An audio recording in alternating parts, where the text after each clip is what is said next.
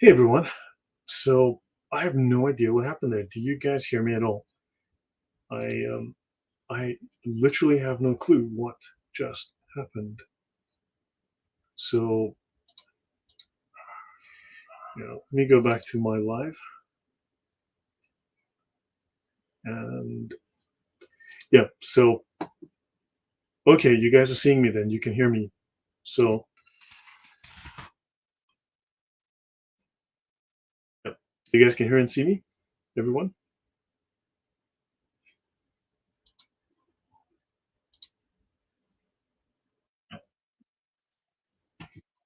Okay. Yes.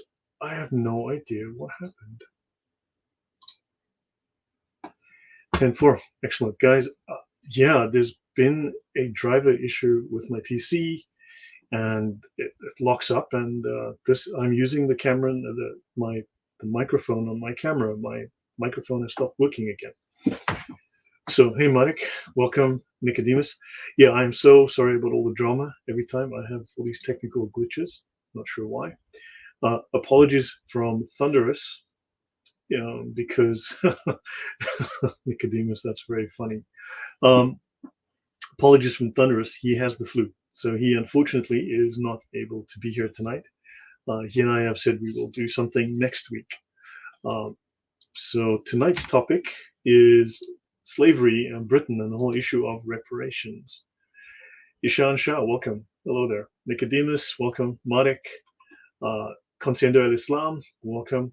Zahar, if, when I see Jay and Lloyd, yeah, you know what? I should talk to Jay again.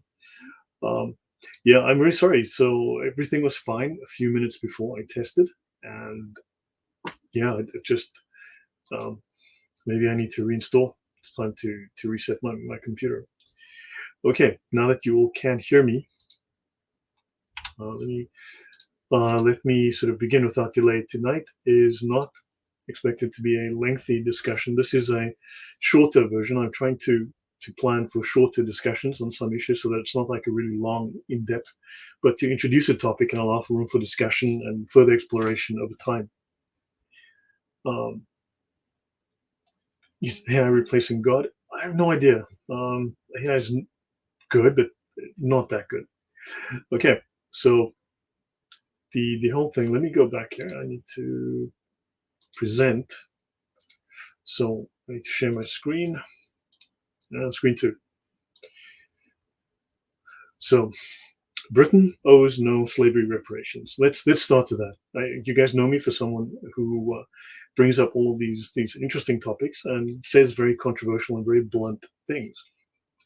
So the aim here is to discuss propaganda versus history and the law, what the law actually says about this. So, right, let me.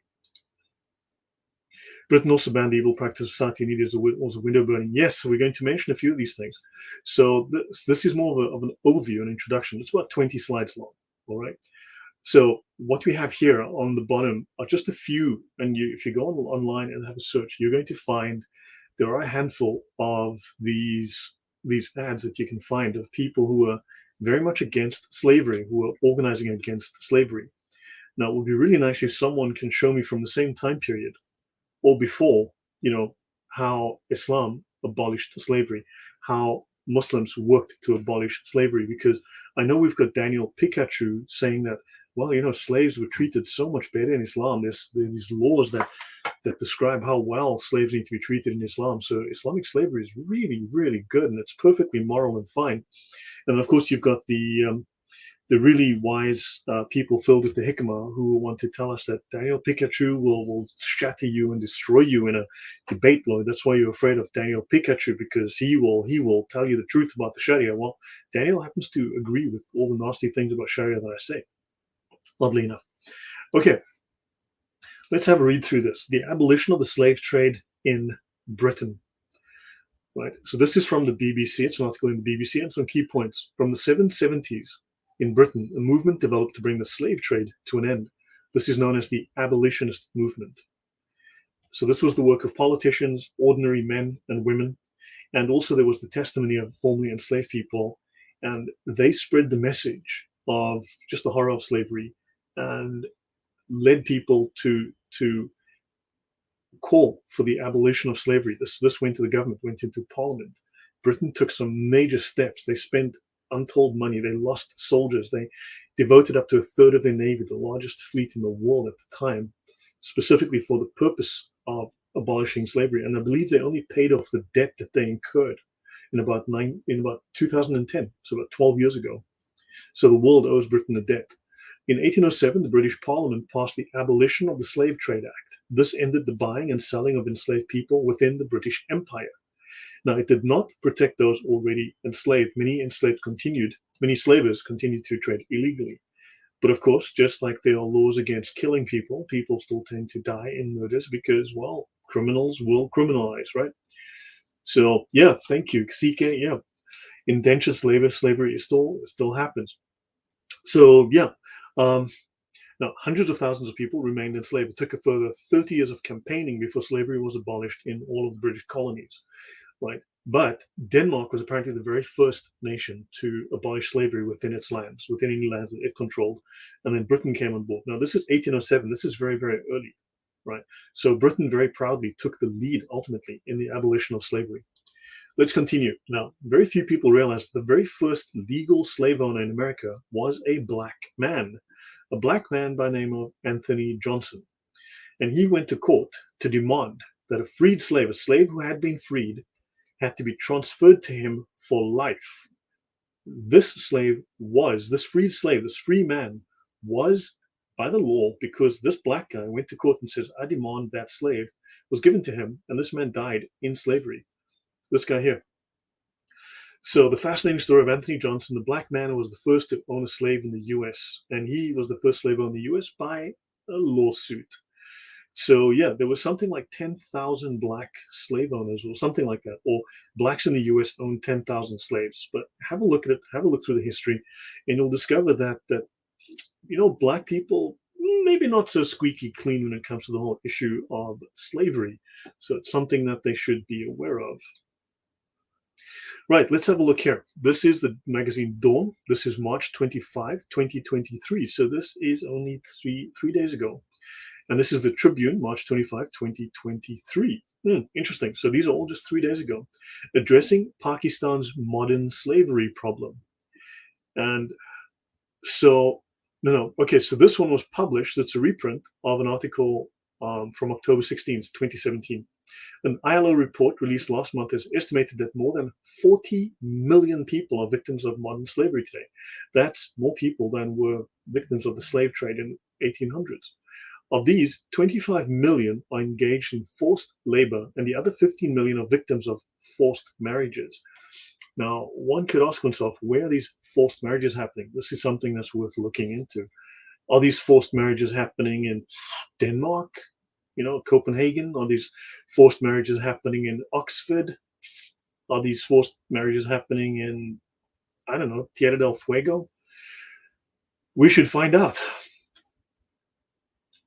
Now, the rage, exactly, Tony, the rage is aimed towards slavery of the past, right? And it's called grooming gangs. Patty, yes, it's called grooming gangs, isn't it? There must be a link there. Anthony must have been a Democrat, Ishan. Yeah, that sounds about right. Okay, so now notice there is also a gender and age dimension. So it says here 71% of modern slavery victims are women and girls, while 1 in 4, 25%, are children. Now, this is a much longer article. I'm not going to go through the entire article, but of course, feel free to go and find it, addressing Pakistan's modern slavery problem. Right. So one of the other countries, of course, is India. And that was mentioned earlier, and that is true. So we have a major slavery problem in Pakistan. Pakistan is a Muslim country. And as you all know, as we've all been told many, many times, Muhammad abolished slavery. No, Muhammad freed a couple of slaves here and there. Muhammad also owned, traded, and had sex with slaves. Aisha owned slaves. Ali owned slaves. Umar, Abu Bakr, Uthman, all of them owned and traded and were given and sold slaves. So slavery is sunnah in Islam. Will any Muslim step forward and tell me that they will denounce Muhammad's ownership of slavery, which has made slavery sunnah in Islam, will they denounce Muhammad's ownership and trading of slaves? Will you do so right now?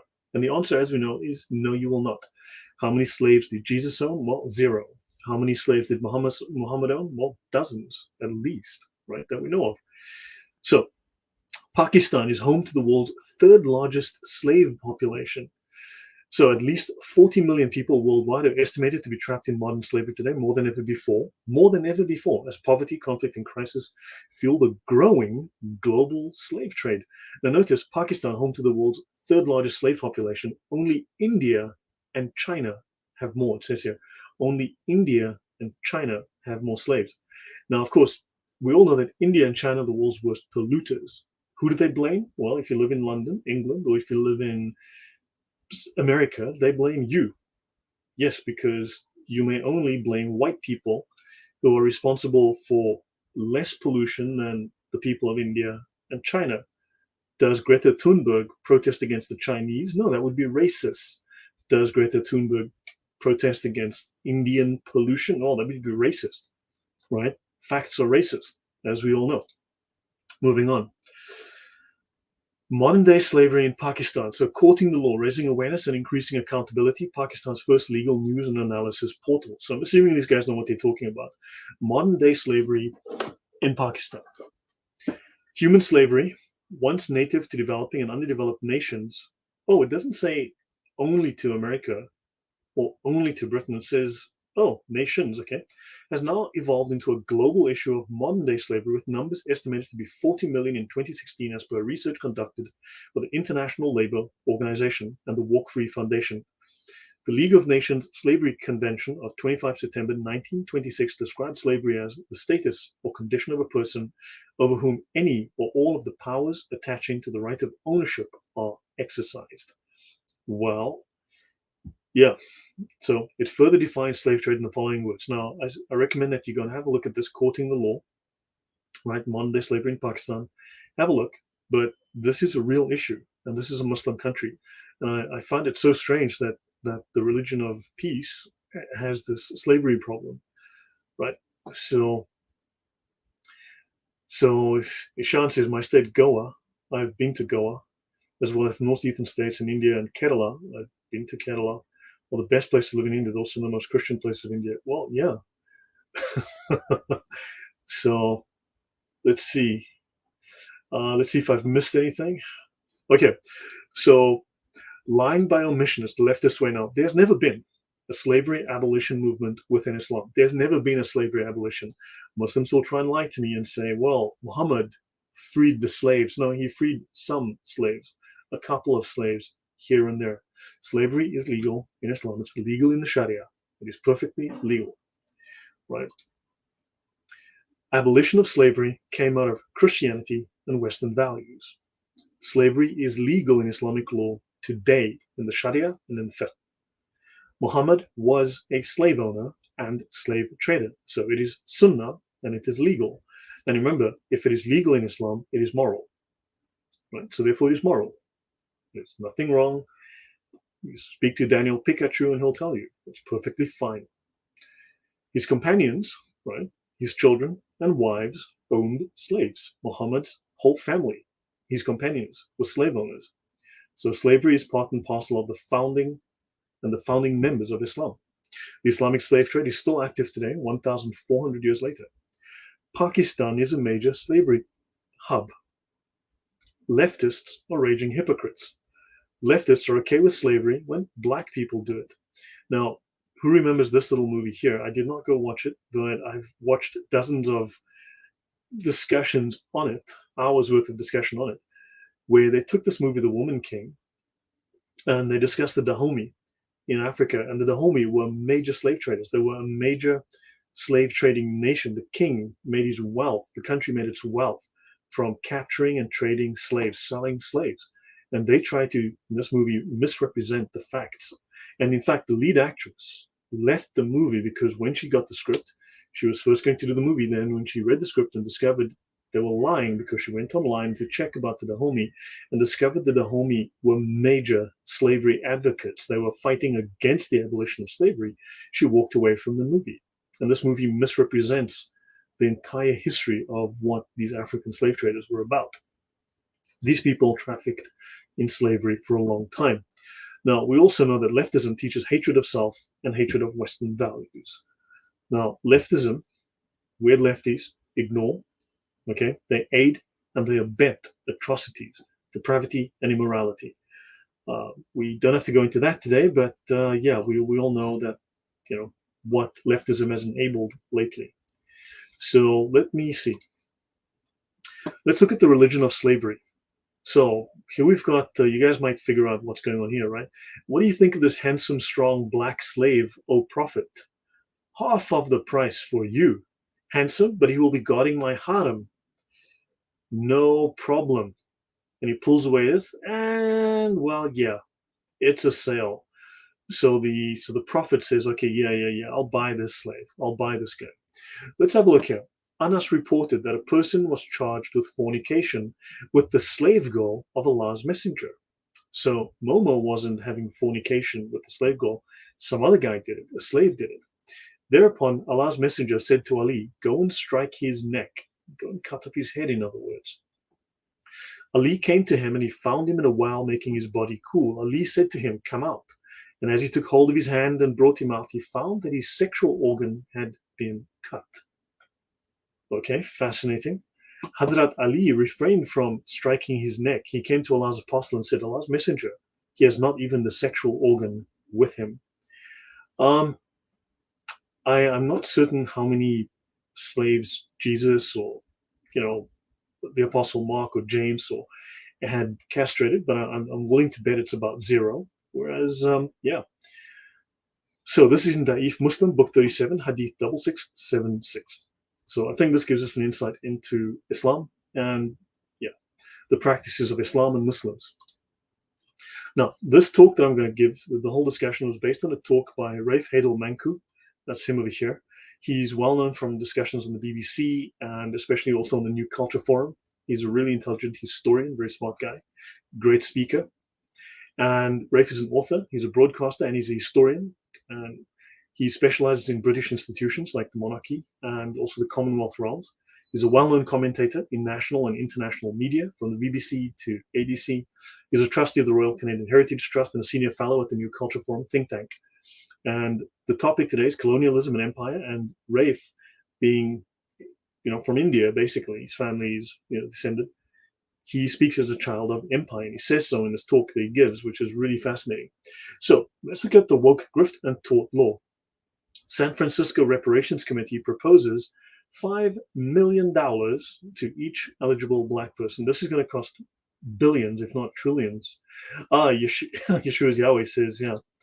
He says, I saw his latest speech. He smashed it. He did. He was brilliant. Yeah. And this is going to cost an untold fortune and bankrupt the economy of California, which is already bankrupt, right? So they want to pay each eligible black person $5 million. So Da'if Muslim isn't a good source of knowledge right now. Yeah. So let's see. Always said rather have an owner as a slave in USA than Arabic through Africa as an African for the reason of castration. Yeah, that was horrible. I mean, that was horrifying. I mean, think about it. Where are the black slaves that went to Arabia, right? You had 350,000 slaves go to North America, and now you've got over 30 million. You had something like up to 18 million slaves go to Arabia. Where are they? Where are they? Seriously, if you have the same multiple of growth 100 times, you should have like 1 billion people in Saudi Arabia today who are black. Where are they? Well, they were castrated, they were killed, and yeah, I mean, it's that simple. Have I read?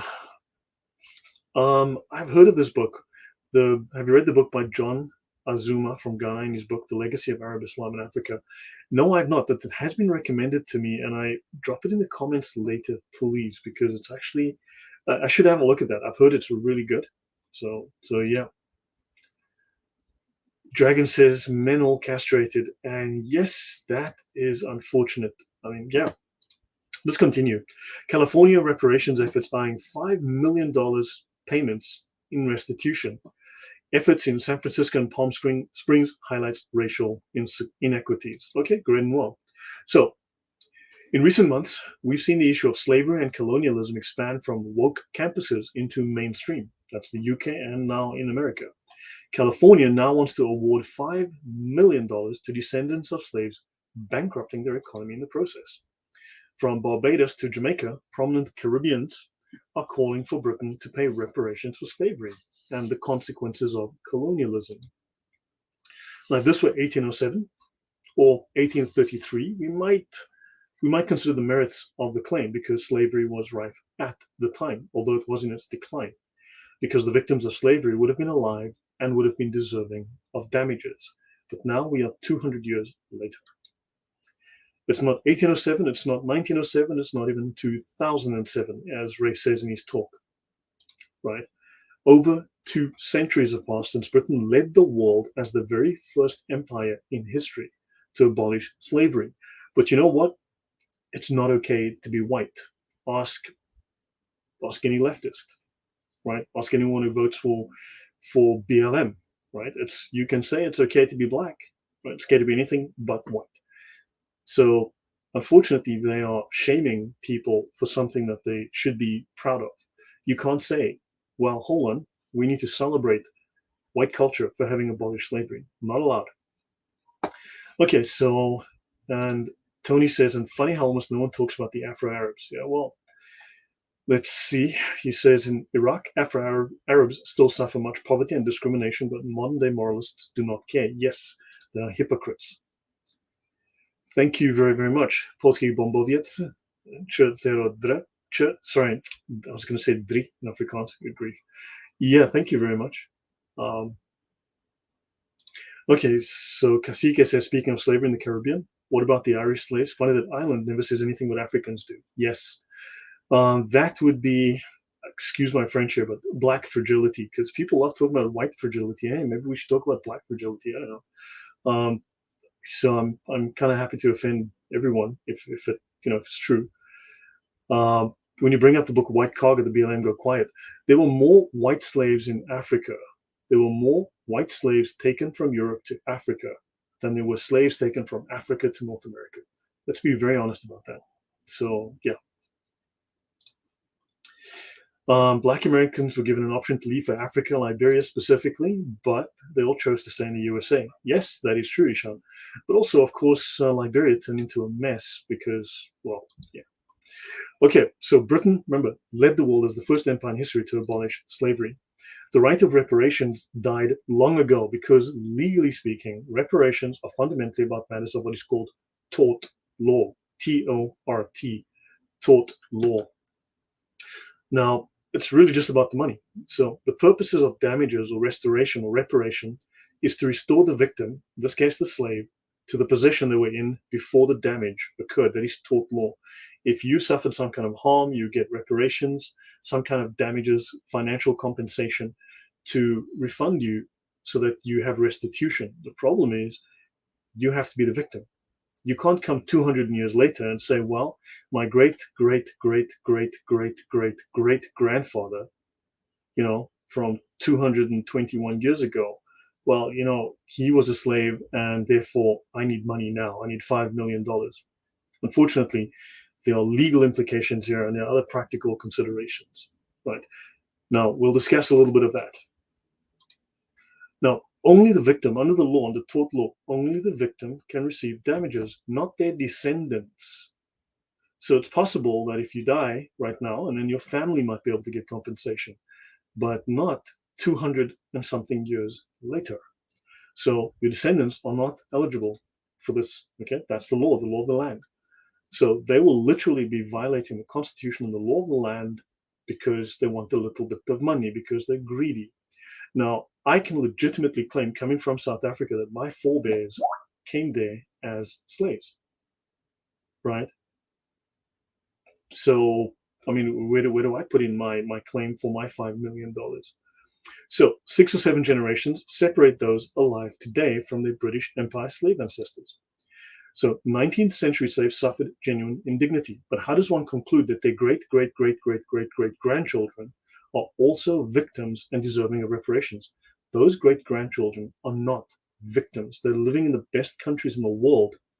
They're not victims. They are simply ingrates. They are ungrateful for the benefits that accrue to them by living in really good countries like Britain and America. So, on the contrary, from Britain to the Caribbean, the descendants of slaves today have a far better and higher quality of life than they would have had their ancestors remained in Africa. And this is without a doubt, right? The lives of these former colonies, the life within these former colonies is far better than their home countries. And that's just a simple fact. Okay. And Ishan says, yes, I happen to agree with this. Morocco, Algeria, and Tunisia owes Europe reparations for the Barbary slave trade. Yes. Why are we only talking about one side of this, right? And utterly forgetting the benefits that were brought by the British, by Britain spreading its civilization. And I mean, you guys have had jobs. I'm assuming you guys are upstanding citizens. You go to work, you come up with a new idea, you figure out a new process for doing something at work, right? You say, hey, you know what? We can save time, money, and effort. We can make our lives easier by using this process to deal with this problem. And you know what you find? Someone at the office is a complete doofus. And that person gives you grief, or because we've always done things this way, they refuse to change. They see you as a threat. They see you as being someone who's going to usurp their position, someone who's going to make them look foolish. They don't see the value of your ideas. You've seen the opposition. Well, if I come into a country and I say, hey, we've got reading and electricity and medicine, do you primitive people want to try some of this stuff? They'll go, oh no, we need, you're foreigners invading our land, we need to kill you. It's not like people go, yeah, that's a great idea. No, there's conflict. There's always resistance, even for the best of ideas. So it's not always that the Brits came in there and just started killing people left and right. No, maybe they landed on a primitive island and those people try to kill them right away. This has happened in countless places, right? With the best of intentions. You will come across primitive tribes who are violent, who are ignorant, and who are simply going to respond badly. So there's more than one side to that story. Moving on, let's see if I missed any good comments. Here where I live, baptism records show that former slaves centuries ago used to marry the relatives of their slave owners who was going to pay the reparations. Wow, Tony, that is fascinating. So the baptism records show that former slaves used to marry the relatives of their slave owners. That's very interesting. That does lead to a legal quandary, and we're going to be discussing that. Thank you. Yeah. So what is Sheikh? What do we have from you? Every part of the world, people have been on top and on the bottom. Forget the past and don't expect the innocent to owe you anything. Make your own life. And I agree. Now, what do we have? As much as I wonder where the ambulance chases are with regard to the COVID, where's the UN with regard to this? Yes, the UN. Well, the UN is owned by China and the Islamic bloc. So yeah. So let's see. Deborah Irene, you're welcome. Yeah, you're very welcome. Thank you. She says this is an incredibly important discussion. Yes, thank you. Ishan says the British created the countries of India and Pakistan by uniting the hundreds of independent princely states and also very much warring states. Let's continue. So now on the question of reparations, we have to face two questions at least. Is a current descendant of a slave ethically entitled to benefit from their ancestors' suffering? So I can legitimately go to the archives in South Africa and prove that one of my ancestors came from Indonesia, of all places, right? Indonesia, as a slave in the 1690s, and indentured servitude or whatever the case you want to call it, right? So that I come from ancestors who came. So my family descends from the 1690s from an ancestor who descended from potential slavery, right? Am I entitled to reparations? I mean, that's a lot of money. Where's this money going to come from, right? And who should pay? Now, here's the question. Who should pay? So this leads to another question. Is it ethical for an innocent person today to be culpable for the sins of their forefathers, right? So let me see. So Philip Thomas in the UK is white, and therefore he owes money for slavery 220 years ago. And he's got to pay it to some black guy who doesn't want to get a job. Is that fair? I'd say the answer is no. I'd say that is simply grift. That is simply someone just making hay out of guilt, right? So yeah. Now this CARICOM, this is the Caribbean body. These guys up here are calling for reparations. and they want the British taxpayers to pay. So the question is, why? Why should you pay? What do you owe them? So again, out of a population of millions, there were only 3,000 slave owners in Britain. 3,000. So what percentage is 3,000 of 80 million people? You know, what is that percentage? Like, that's near zero. And they suddenly want all Britons, all Americans, anyone who's white, to pay this, right? To pay someone money, to just throw money away because why? Right? So this is not going to fly. And of course, as we know, as any YouTube comments historian, and there are many very intelligent YouTube comment historians, will gleefully tell you, of those 3,000 slave owners in Britain, 2,998 of them were Jews. I expect those comments to pop up very shortly. Someone will be happy to give me the numbers. In fact, of the 3,000 slave owners, 3,001 of them were Jews, of course. That's right. So what do we have here? Berber people claim where the word barbarian comes from, so they reject the word. Sorry, but the Romans called it. Okay, well, is that relevant to this? Okay, yeah, so moving on. Now, the vast majority of the population in Britain descend from people who lived in abject poverty and hardship, working in conditions akin to serfdom. So, do they all owe each other money? You know, so there's this. What you have is a very one-sided history that fails to recognize that you had people that were themselves living in poverty, people who themselves didn't have much, who had to go through society with very little. And over time, these societies, these countries, embraced good ideas, developed themselves, industrial revolution, and so on, embraced science, embraced good ideas, developed into wealthy nations. And they don't owe you money. They themselves come from great hardship and great poverty. You cannot simply point out some guy and say, you owe money to black people. No, maybe black people need to get a job, right? Try working for once in your life. Now, why should they, as taxpayers, pay reparations? These are legitimate questions. So you've got the issue of tort law, and then you've got these issues here, and there's more to that as well. So 16% of the British population is foreign born. They pay taxes in Britain. So why should they pay for reparations? So now you've got a guy from Ghana who's now legitimately British. He now has to pay some black guy on the street slavery reparations. So a portion of his taxes have now to go to pay somebody, right? Is he liable for this? Is some guy who moved there from India? There's a lot of Indians in Britain. There's a lot of Pakistanis.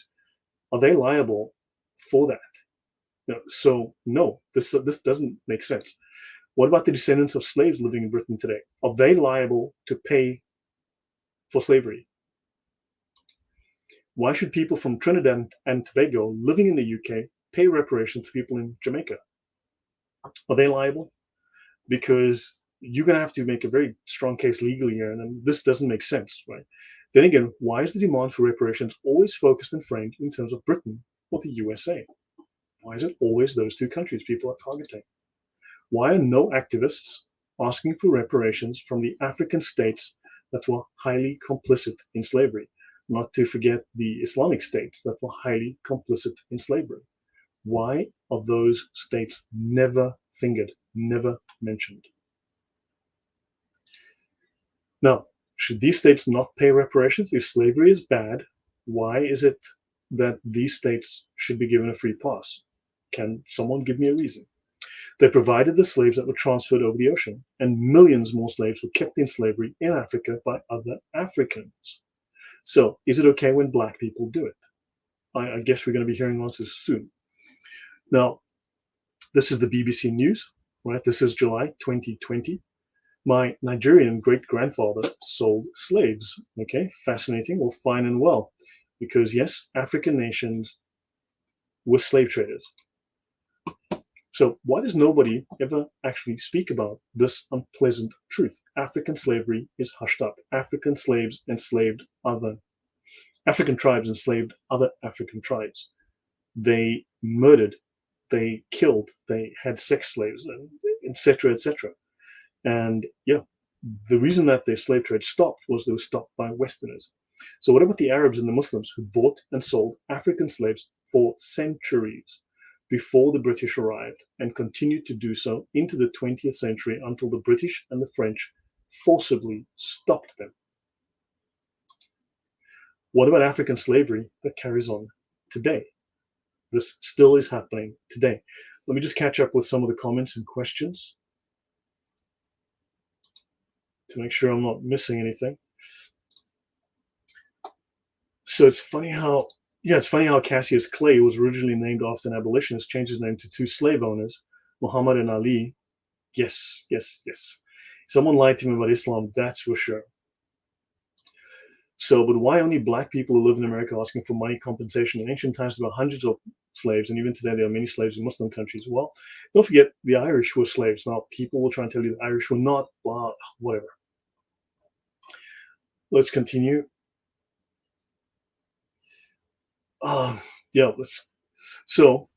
So what about African slavery that continues on today? Well, I don't see Greta Thunberg talking about Chinese pollution, Indian pollution.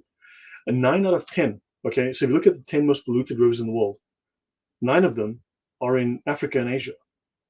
Where's Greta Thunberg on that? Why is she not talking to these people in Asia and Africa? Because, I mean, would it be racist to highlight the simple fact that these people are polluters?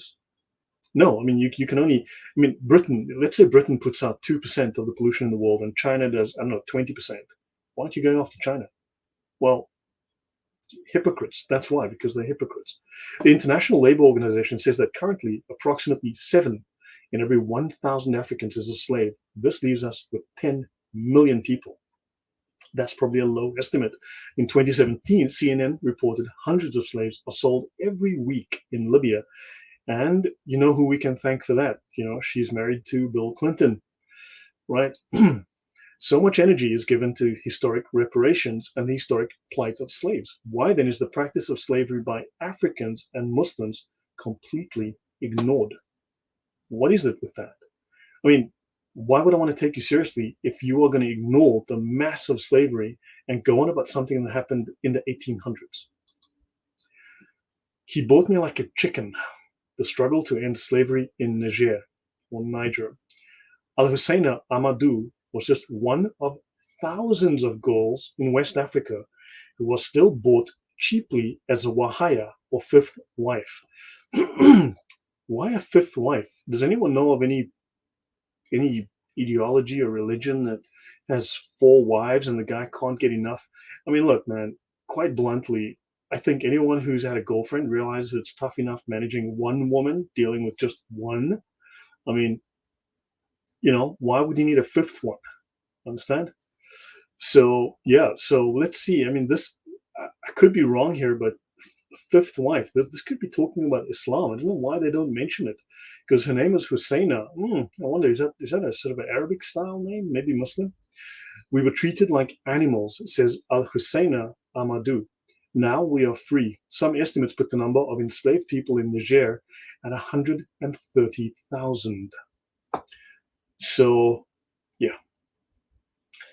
So, yeah, she is undoubtedly a Muslim. This is going to be a Muslim nation. At least there's going to be a population of Muslims. So, yeah, Diana Culp says some of us can trace our ancestry back to white indentured servants and slaves.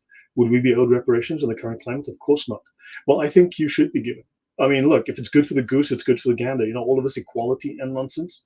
So these people need to step up, and they need to, simply be, I don't know, equitable. So, but no, of course we know it's not about any kind of logic or reason. It's about simply shaming and destroying Western society, and it's hypocrisy from these people. So, that's kind of harsh, Nicodemus, but it's also, man, I know there are good Muslims in the world, right? They treat their wives well, they treat their families well, they treat their children well. I mean, this is true, obviously, but under the law, under Islamic law, the Islamic law, is as an entity on its own. We know what it says. We know how it is. So many Muslims are better than their prophet. They're better than their law. They're better than their Allah. They're good humans because they're following their conscience. So they do the right thing that way. Yeah. So, Sean, That country has a funny name, only a matter of time before white liberals cancel it. Yeah, yeah. Yeah, let's have a look. So where's the outcry against black slavers? Nowhere, of course, right? But where's Greta Thunberg on any of, we would have more time for this argument if the people actively pursuing this whole reparations course of action were equally vocal about the fact of slavery by Africans and the horrendous plight of African slaves today. Today. Well, they don't care. There are more slaves in bondage today than crossed over the Atlantic. So I've done other shows on slavery. Look on my channel for slavery, right? Approximately, the numbers are roughly 350,000 to 500,000 slaves went to North America, which includes Canada. So that's a maximum, roughly 500,000 slaves went to North America. Today, you have 35 million black people in North America. Like in America alone, in the USA alone, you've got 33 plus million blacks, which means their population has gone up by 100 times.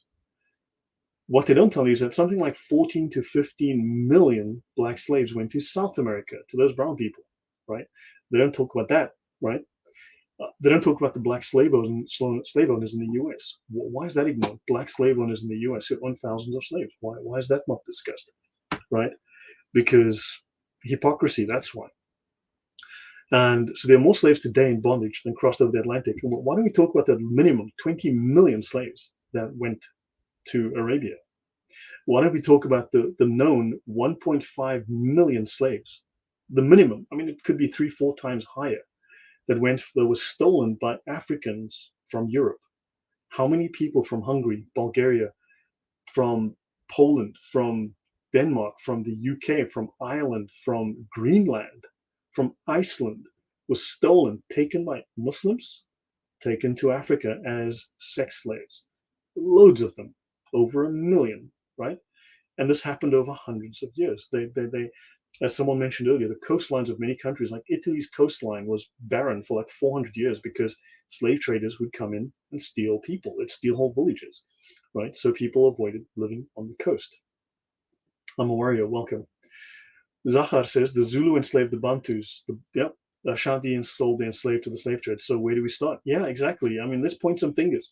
I mean, if we're going to be doing this, let's just be consistent across the board. I mean, people don't realize like okay, so I can't remember the name of the tribe, but the Fengu. So there's the Xhosa, right? Nelson Mandela comes from the Xhosa tribe. They enslaved the Fengu, as an example, right? Why aren't you talking about how Nelson Mandela's tribe was slave owners, right? Carol B says, Black Americans still think most enslaved Africans went to North America, whereas there's something like 3%. It's like what they know.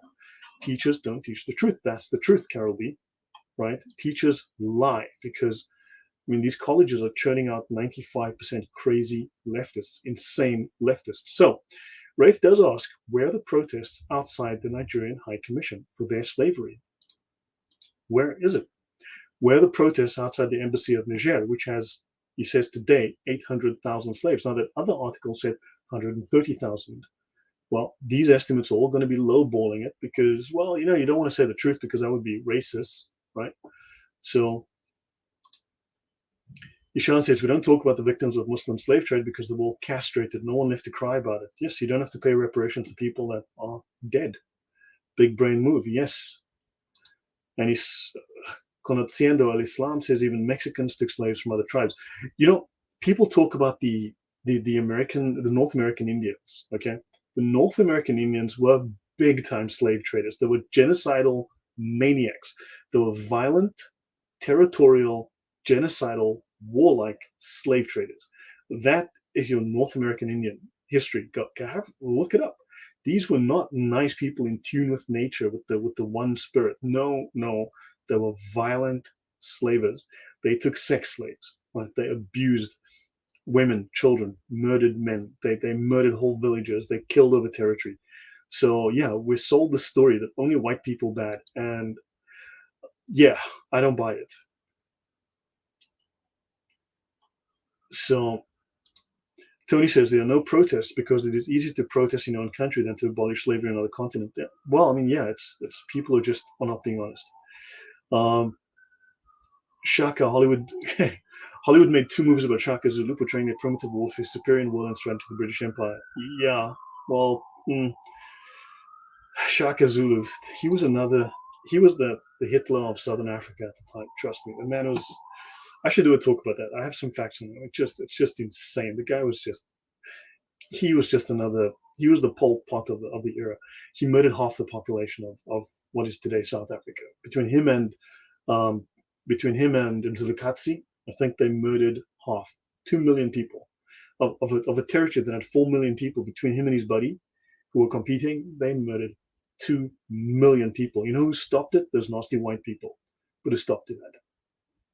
Okay, so a lot of black people are alive because the white people stopped the black people from murdering the black people. But we can't talk about that, can we? Let's see.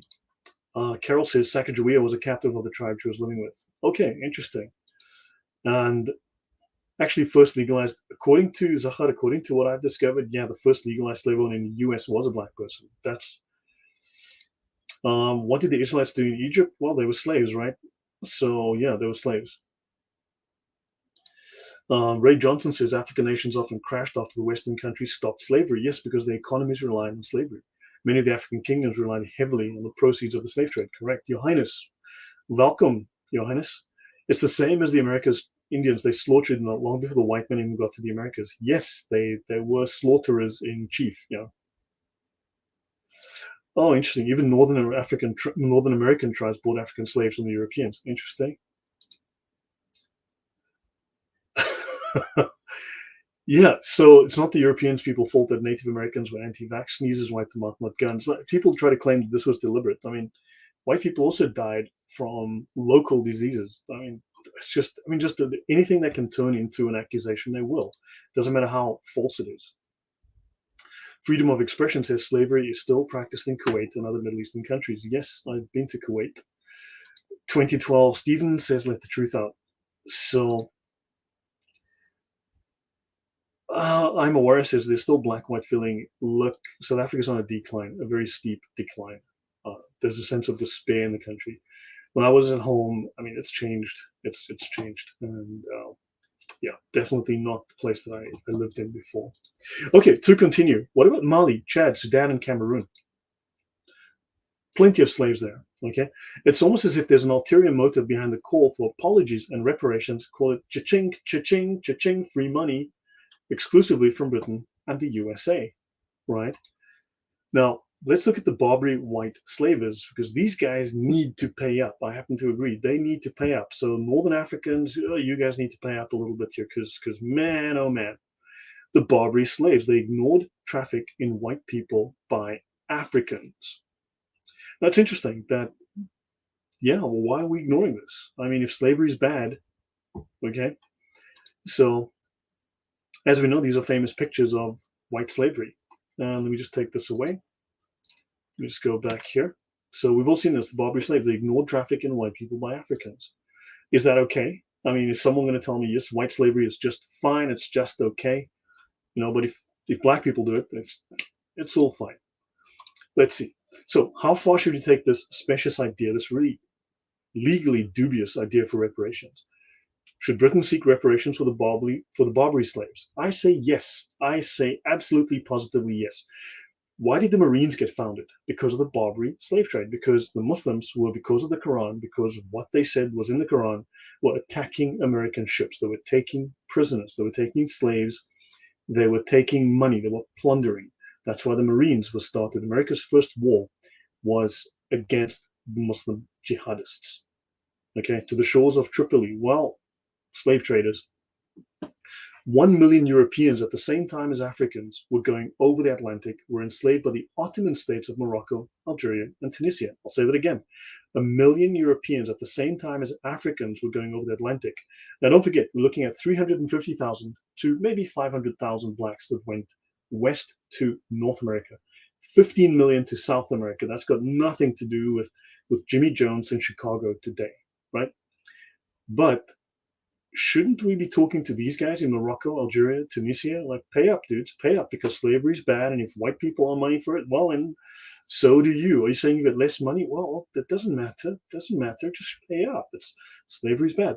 This slavery carried on after the abolition of the slave trade by the British. It had also started hundreds of years before. So let me see. These countries were practicing slavery hundreds of years before the Brits and a long time after. Many of the, as you know, Arab nations only ceased slavery, black Arab nations only ceased slavery in the 1900s, in the 1960s, 70s, and 80s. Why is that, I wonder, if there's no slavery in Islam, right? Should Britain demand reparations from North Africa? Man, I say yes. I say go for it. I say, hey, pay up. It's time to move on. That's what Rafe says. It's time to move on. But you know what? You know what? If we're all going to be paying each other money, what the heck? So colonialism benefits. Let's turn away from slavery and let's look at colonialism a little more broadly. Did I miss any questions? Conociendo el Islam says if we follow leftist ideas, then Spaniards, Portuguese, and Italians have to pay money compensations because they bought and sold many slaves. Well, yes. Okay. So, but then, dude, there was a lot more slavery happening in Africa by taking slaves from Europe than the other way around. Let's be blunt about that. All right. So let me see. Yeah. Carol B says, when all slavery ends, we can talk reparations for living former slaves. Well, yeah, we've discussed some of the legal aspects of that. Uzbekistan should pay to the Pakistani Indians for the killing of 20 million. Well, I mean, if that happened, well, yeah. So when Horse says, dude, you know, Horse, you've got a picture of a mule, you know, so it becomes progressive reparations, similar to progressive taxes. Those who make less pay little or no taxes. Those who make more pay all the taxes. Well, the reason there's a progressive tax, this is a communist idea because what they want is, so under Marxism, there are 10 major pillars of Marxism, right? One of those is the abolition of the family. But the other is that when you die, your children inherit nothing. That money is seized by the state for the communist dream, right? To be used for the betterment of all, for the greater good. So a progressive tax rate is a way to incrementally introduce a greater and greater tax rate, which ultimately robs you of all your money. So they would eventually add more. So remember, there was this whole death tax, right? There's the whole estate tax. This is a way to, you've already paid taxes your whole life, and now you die and you pass money on it, something that gets taxed again. You've already paid tax on that your whole life, you invested it. So this is a way to take, it's a communist plot, quite bluntly, to take that inheritance and give as much to the state as possible so that you know, I mean, you work it out. It's an entirely socialist move based on Marx's ideas. Okay, let me just take that away. So many of the former colonies of the Caribbean are now successful middle-income countries. What people don't realize is many of these colonized countries are very successful middle-income countries. Let's go back to the places where the slaves came from, and those places are S-holes, as we probably all aware. Okay. So, what disadvantage has colonialism caused to those living in the former British colonies of the Caribbean, and compared to whom, right? So, these former colonies are now successful middle income countries. The GDP per head of the Bahamas is higher than Portugal, Greece, Hungary, Poland. I live in Poland, Malaysia, and is comparable to Spain and Italy. Let me say that again. The GDP per head of the Bahamas is higher than Portugal, higher than Greece, Hungary, Poland, Malaysia, and comparable to Spain and Italy. That's fascinating. And these same idiots are wanting Britain to pay them money, to give them free money, your money, if you live in Britain. No, you never hear that, do you? That these guys are actually doing really well. It's like, oh my gosh, those Europeans, they stole all our wealth. Well, these black people are stealing even more of your wealth. You need to go ask them for a little bit of money. So Barbados, Antigua and Barbuda, St. Kitts and Nevis, and other former British slave colonies have higher rankings on the UN's Human Development Index than Brazil, Mexico, or many other Spanish-speaking South American countries. Isn't that fascinating that these British colonies have a higher standard of living and a high GDP, better than other countries where they came from, or other countries where other people were running things? So yeah, you don't hear that. You don't hear how well some of these guys are doing. That's fascinating. Why is that? Don't they want to destroy their narrative? Okay, so let me see. It's not about facts, it's about cash. So, how has the British Empire disadvantaged Caribbean nations? It's not clear how, since there seems to be a great deal of benefit to them, right? Let's compare the nations of the Caribbean with modern West Africa, the original homelands of the Caribbean slaves, to see what life is like. GDP per capita in Benin is $1,430, give or take, right? This is GDP per capita in Benin. Actually, you know what? Let's find out where the heck Benin is. I didn't look it up on the map. I did a bit of research, but my computer's got problems again. That's not going to happen. Okay, let me try and do it the hard way. Google.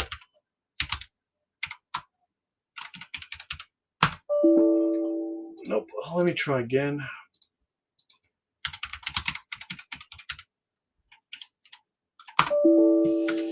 Darn it. Nope. Yeah, sorry. My computer is having issues. The GDP per capita in Benin is $1,430. Barbados is $17,000, over 10 times higher. Fascinating. Benin was a major slave trader, just so by the way. Life expectancy is Benin is 62, Barbados is 79. You live 17 years longer. Now, should we be writing checks to well-off areas of the world like Barbados? Beautiful areas of the world too.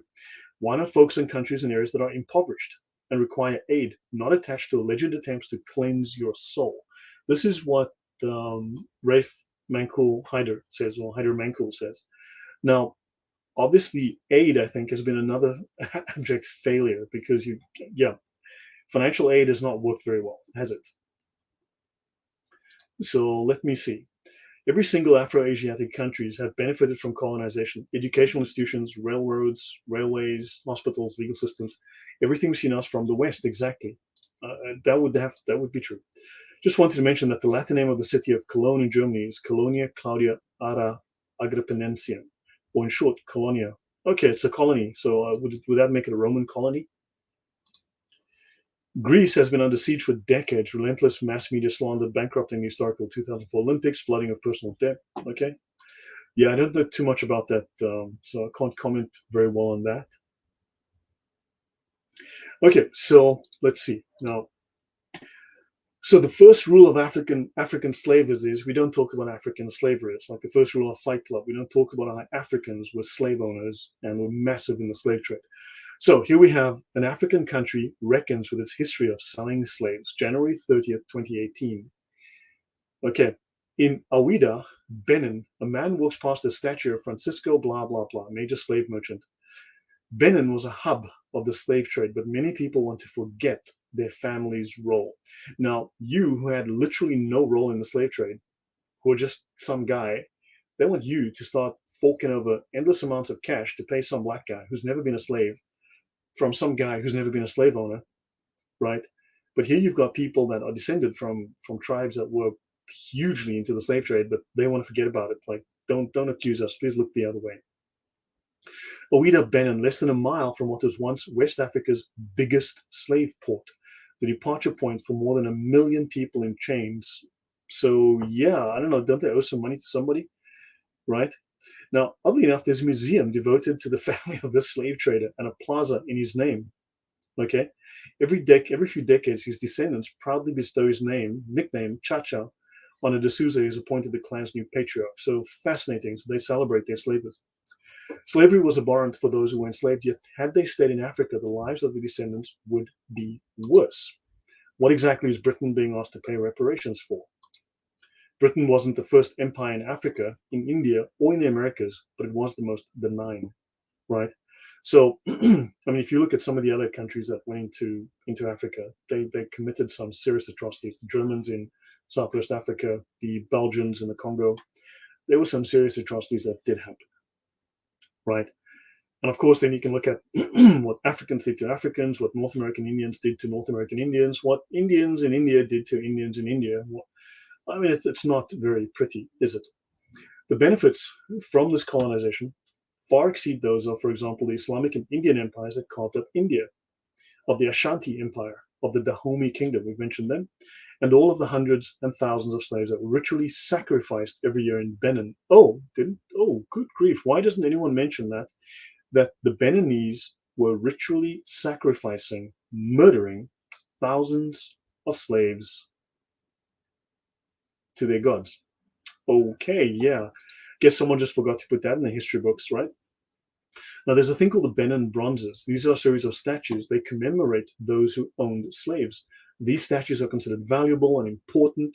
Now, you know, at the moment in the US and America, US and other places, Canada and Britain and so on, people are pulling down statues to people who are considered, I don't know, problematic today. But here you've got those same white people, the same hypocrites, the same ill-educated, hypocritical white people who are pulling down statues of Lincoln and Lincoln, sorry, and Columbus, and yet they want to protect these statues that commemorate slave traders in Benin who murdered slaves for ritual sacrifice.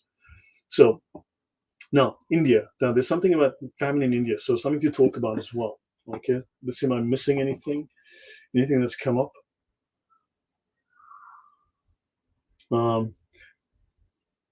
Let's see. Zahar says every single Afro-Asiatic country have benefited from colonization. Yes. Okay, we said that.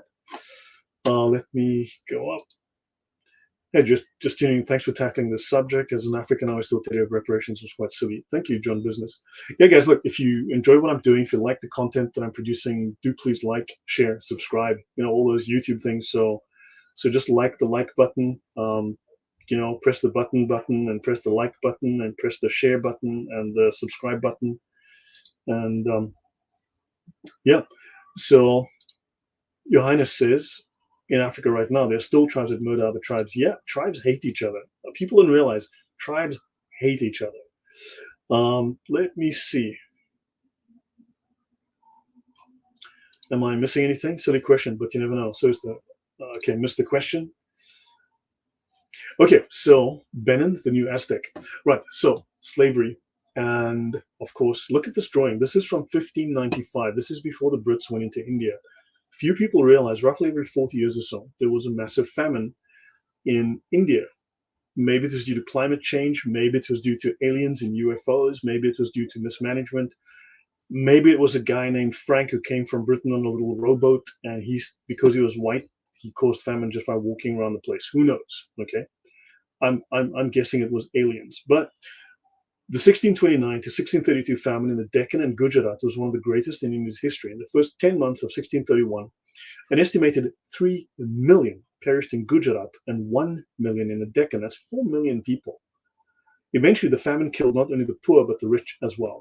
More famines hit the Deccan in 1655, 1682, and 1884. Another famine in 1702 to 1704 killed over 2 million people. So understand, long before the Brits showed up and brought, I don't know, things like electricity, shoes, railroads, education, books, and all that stuff to India, famine was a serious problem in India, killing a lot of people. And of course, now everyone's going to turn around and say, well, you know, India was peaceful and there was never a single famine until the Brits came, and then they started murdering people with deliberate famines. And maybe that needs to be examined a little bit better, because maybe famines have been a problem in India, and maybe the Britons solved the famine problem. Maybe if the Indians had, I don't know, cooperated a little bit more, maybe they would have solved the famine problem sooner with better farming methods, or maybe, I don't know, just more cooperation. Who knows? Who knows? I mean, you never know, right? But of course, everyone wants to go, we want to blame white people. So that's the whole, how can we blame white people today? That seems to be the whole shtick behind the left, right? As opposed to looking at actual history and saying, look, this is a complex issue. We need to get the facts here. The oldest famine in Deccan with local documentation sufficiently well preserved for analytical study is the Daji Bara famine of 1791 to 1792. Okay, let's continue. So why is there a celebration of the Benin bronzes when they also commemorate slave owners? Why are the British apologizing for, holding on to statues that look, whatever, these are, melt the damn things. They belong to slave owners, melt them. Seriously, if slave owners deserve no respect, then, but you can't do that. It's racist. Those things belong to black people. They're valuable parts of their history and culture. Wait, aren't you guys destroying statues of Columbus, of people that are famous? Don't you want to pull down statues of the Queen because of colonization?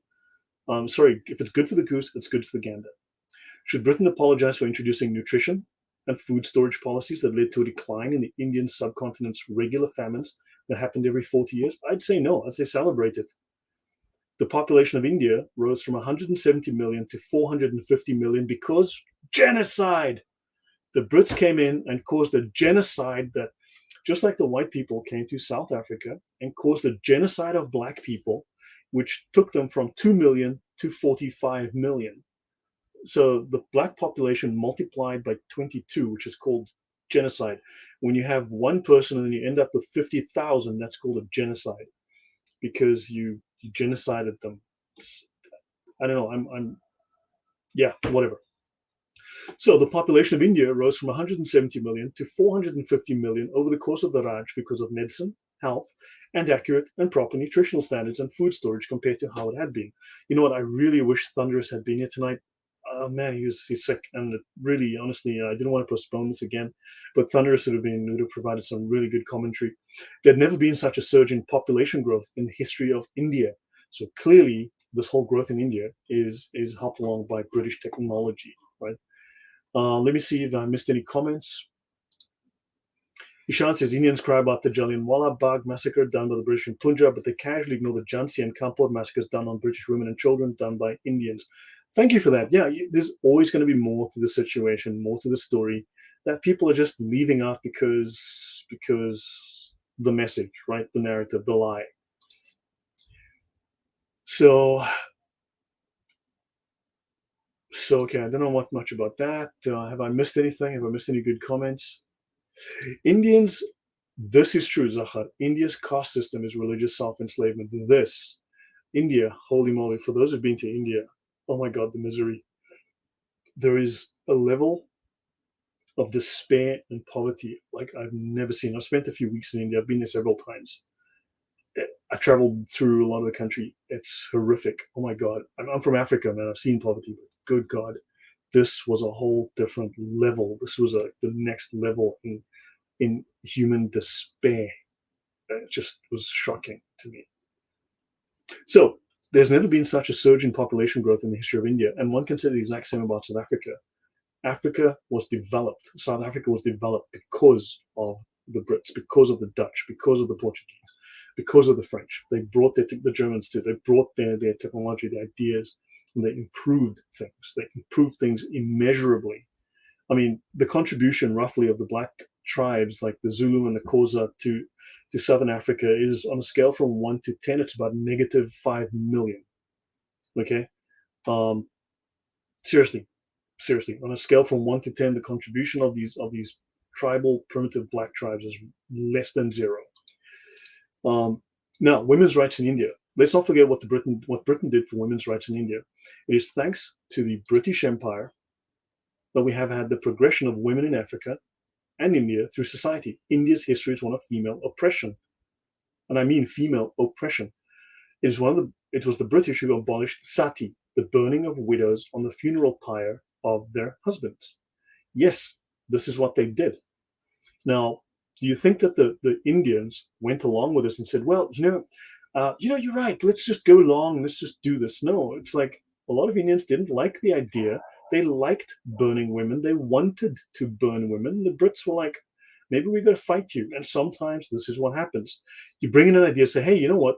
I've got a better way to do farming, and you guys won't die in the tens of thousands every few years because of famine and starvation and drought. We've got ways of water management and new farming, and the blacks go, these white people want to take our land, let's kill them. What do? You defend yourself. And everyone goes like, these bloodthirsty whites just came and randomly wiped out people and completely lie about the situation. The more facts you know, the more you realize the standard narrative is usually just a lie, and it's always a way to reframe things. White's bad, black's good, blacks walk on water. And let me tell you something. Yeah, that's not true. Okay, it was the British that stopped the infanticide of young girls, and it was the British who allowed Hindu widows to remarry. I think there's something to be said. Say thank you. Say thank you to the Brits for these things, for changing Indian culture. Otherwise, you would have the most brutal, depraved Indian practices today. Universities were brought into Africa and India by the British. There was no system of democratic legislators within these regions. This was brought by the British. If you're British, you should be proud. As Steven Pinker wrote, pre-state societies before the British Empire arrived were, on average, far more violent than even the most brutal of modern states. These were downright dirty, violent, evil places to be. And nobody wants to talk about it because that would be racist.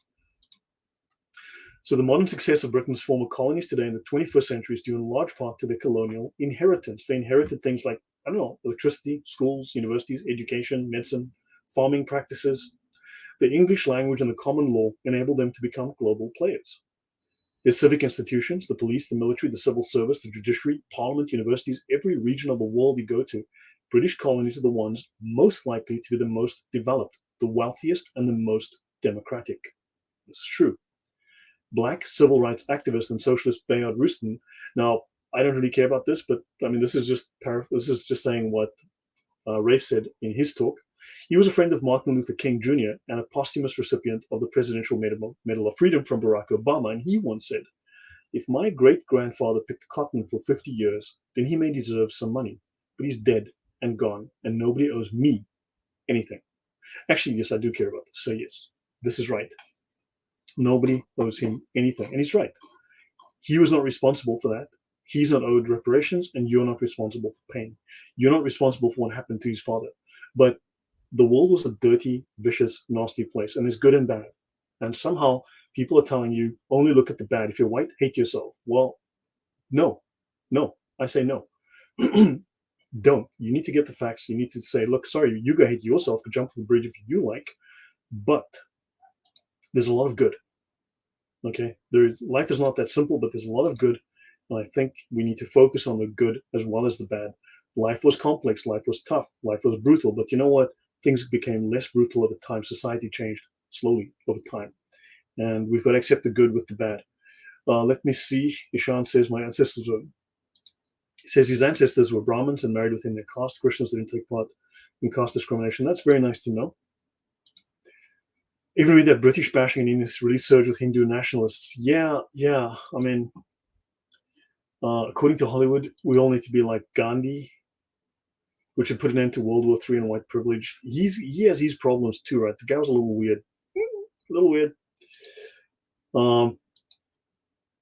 Yeah, John Business says, had a Indian friend and his family practiced the caste system despite being Christian. Was shocking. Yeah, it's a little weird. I've got a really good Indian buddy. Yeah, from Pune, and I've been there, and it's not in Bombay, but yeah.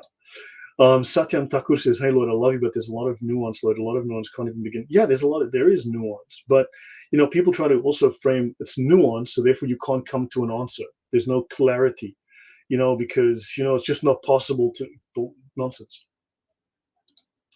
The Portuguese band Sati in Goa. I've been to Goa, lovely place. Yeah.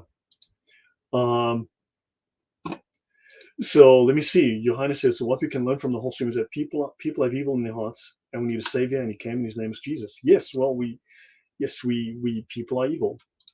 Horse says, my father was stationed in India in World War II, and the level of human misery in Calcutta was beyond comprehension. Oh man, yeah, India is on another level. Zahar says, the real damage was done by Islam. Continuous subjugation from 87-11 lasted until the British came. If the British didn't come to India, then India would have been a caliphate. I mean, yeah, it was pretty bad, right? Ron says, will you be doing a live stream with Thaddeus this month? I respect the work you do. Thank you, Ron. Oh, Ron. I'm doing one on Sunday. So I've been asked, apparently people have contacted him and asked him to do a stream with me about child marriage in Islam, because suddenly there's this whole spate, apparently, of people, Muslims claiming there is no child marriage in Islam. And we all know that's not true. And I've done several shows on the topic. You can check my channel. And so Thaddeus has asked me to go back over that material of child marriage in Islam and child sex, infant sex in Islam. I mean, this is all perfectly legal. It's normal Islam. It's not radical in any way.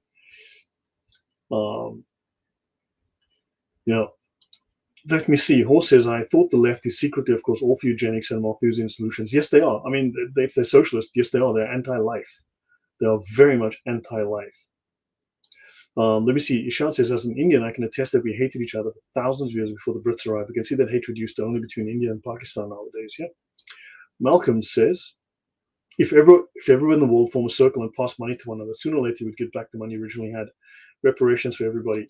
Well, if the money came into my hands, the guy next to me might get a little bit less, right? Just if you gave me like $1 million, I might give him like $3 or $4 where it's trouble. Yeah, so let me see. Okay, missed all that. Yeah, we've got all that. So I think I've roughly caught up. No child marriage. How come in London I never see you hear a wedding? No child.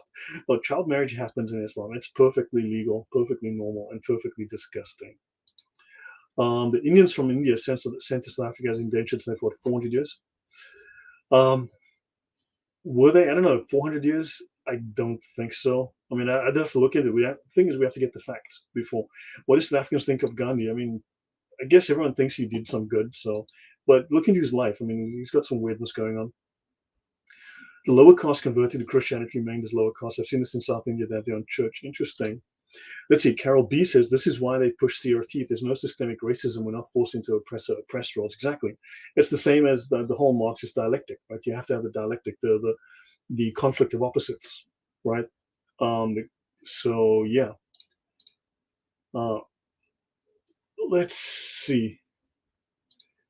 The British looted $45 trillion from the Indian colonial past.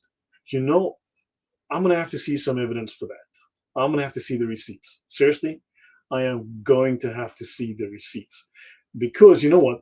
let me say this bluntly: the ANC have completely and utterly fucked up South Africa, my home country.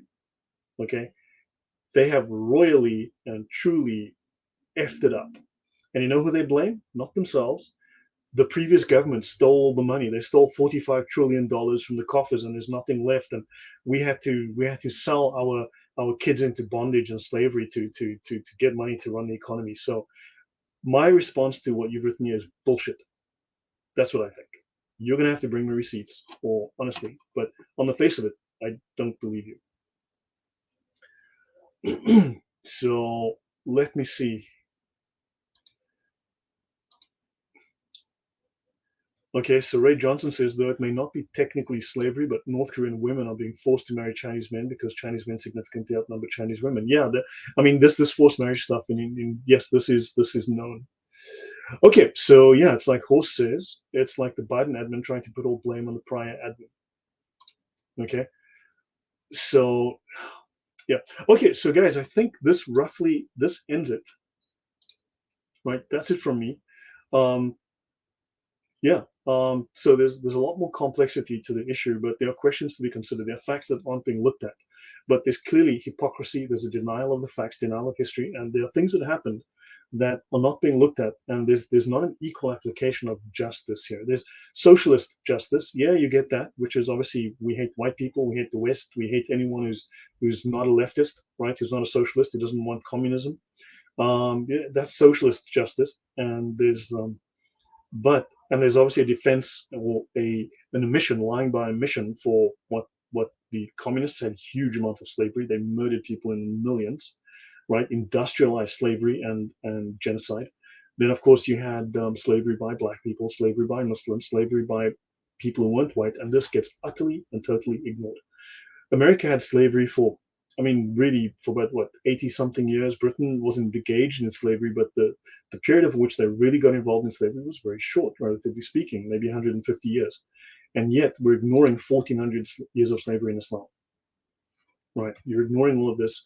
So look, we have facts. There are things to be explored and discovered here, and questions to be asked. And don't let yourself be shamed into guilt. Don't be guilty. Don't be shamed. And yeah, and look, honestly, this stuff makes me angry, right? This is my channel. I talk about the things that upset me. I talk about the things that really get to me here. This is what I want to talk about, things that I think are important. And yeah, I think, look, I know lots of people want to talk, well, if we just speak nicely to the bad people, if we just use pleasant words, they'll change the, you know what, in my job, previously my job was to make sure that person A didn't kill person B, and they would probably have to kill me to get to person B because I was in the middle. Trust me, when someone is about to pull out a weapon, that's not the time to have a pleasant conversation with him. That's not the time to go, well, have you got Jesus in your heart, because he's about to stab you in the throat and kill you. All right. So understand there's a time for pleasant words, and there's a time for punching someone in the throat and killing them if you have to, right? And we have to realize there's a time for tough words, for harsh language, and for ugly facts, because the truth is not always pleasant, but the truth is necessary. And yeah, these are the things. I always say what I think is true. I think what I can verify on the basis of evidence. And yeah, I say blunt things. And so yeah, I hope no one is overly offended. If you are offended by me using the F word as I did about the ANC, because who are a bunch of communists who should all be in jail, then maybe you want to consider your life choices. So that's it from me, guys. What you said tonight about the UN is really intriguing about their financial backing. Of course, China and the OIC, the Organization of Islamic OIC, Organization of Islamic Conference, whatever. They own the UN. The UN is owned by them. See my video series on the Arab lobby. See my series on the Arab lobby. People talk about the Jews and the Jews. Seriously, you need to look at the amount of money the Arabs are spending. The Muslims as a block, as a financial block, are spending on influence, on lobbying. You would be shocked at the amount of money that we just know about, and we know that the real amount is at least double. Is what we don't know, right? But seriously, these Arabs have way more money than the Jews will ever have because they're floating on oil, and there's a lot more of them. What martial arts do you know? I know karate, aikido, judo, kempo, and several other Japanese words. As for what martial arts I actually know, that was a joke. I've got some decent training. I can look after myself. I've had to on occasion. Let's put it that way. I still have my head attached to my body, not for lack of people trying to literally remove it with at high velocity. Let's put it that way. But so yeah, I've been there. Anyway, guys, thank you. And so yeah, I hope this has been enlightening. I hope it's been interesting. I hope it's given you food for thought. And yeah, so any questions, drop them in the comments, and I'll be back on Sunday on Thaddeus' channel. The Piper System, yes, Saha, definitely, most certainly. And yeah, Project Veritas did Undercover Peace and Emperor pretending to be terrorist, and they discussed how money dictates content. Yeah, yeah. And so interesting. Well, look, my job is to stop people trying to hurt other people. My job is not to kill people. I mean, that's not the nature of the job. Your job is to prevent violence, to prevent. And when you deal with people, when you deal with issues, you stop them, you take them down. Your aim is not to draw blood. That was not my job. I was not a soldier. I was not a government agent. I might have been contracted to for various jobs, but you work as a private civilian. You're a civilian. You're a citizen. You are operating under the law as a civilian. You've got to keep that in mind. And yeah, so, but that doesn't mean that, I mean, look, trust me, I've been through dangerous situations. Yeah, I can tell stories, but I know what it's like. I've been there. It's no fun at all. But yeah, I'm still here to talk about it. So, guys, thank you all very much. I hope you guys have a good time, and we'll see you on Sunday. I'll be on Thaddeus' channel. Take care, guys. Good night.